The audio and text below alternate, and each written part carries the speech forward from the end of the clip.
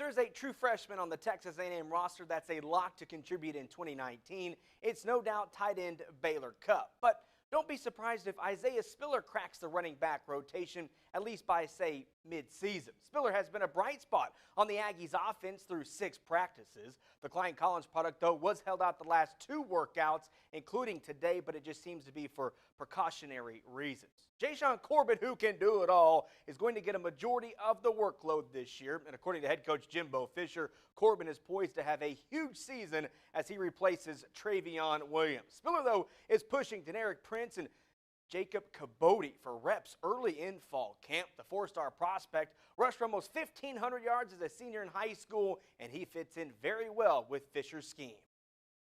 Done a good job, really. 5 days in, I mean, he's out there taking reps and going with guys, and don't having to repeat a lot of things. Occasionally you have to tell him what to do here and there, but I mean, really retains well. And I think that's where young guys, the biggest thing is their ability to learn and the system they've been in. Can they pick up what's going on? It doesn't, just different stuff. And he's done a really good job. And I like him. He's a talented guy too.